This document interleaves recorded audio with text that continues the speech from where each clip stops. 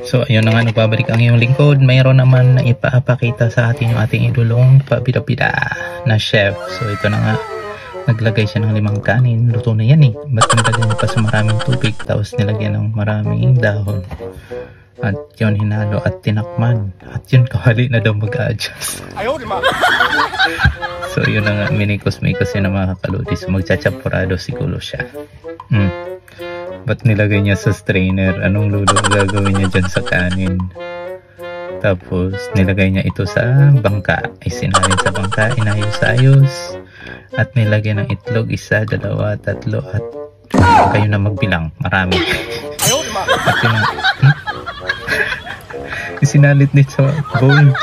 At yun na nga, inayos niya pa ng mabuti doon. At yun na nga mga kalos, minikos-mikos niya na. Tapos nilagay niya sa rice cooker. Ano yun? Sasaingin niya ulit. Tapos kumuha siya ng 2 pink salmon at hinugasan ito. Napaka-fresh, pink na pink. Parang ano, fresh na fresh. Parang ikaw lang. Charot.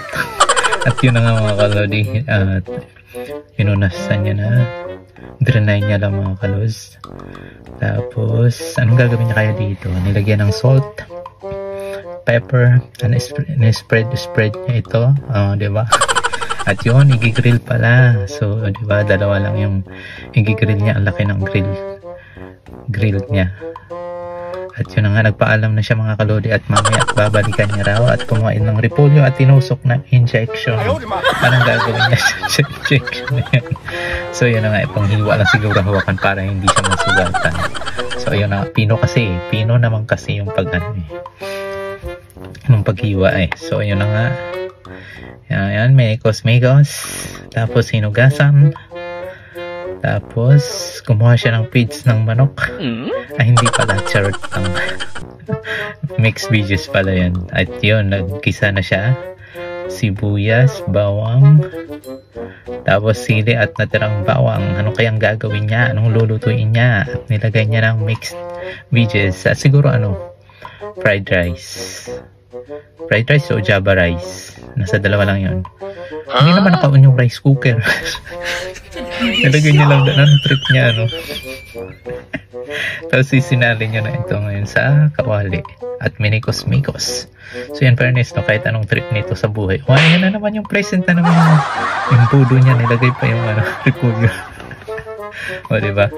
Pero in fairness, kahit anong trip niya sa buhay, pero pa sa ending, masarap pa rin yung niluto niya. Ayun, nilagyan niya na ngayon ng seasoning mga kaluts. At minikos-mekos. At kinuha na yung salmon. Napakasarap. Sarap na pagkaluto. Diba? Ang ganda, Ang ganda ng pagkaluto. Tapos kinuha yung pamalakas sa imbura at nilagay yung fried rice o java rice ba yan. Ayan, may pa-plating pa. Wala pa, wala kayo dun.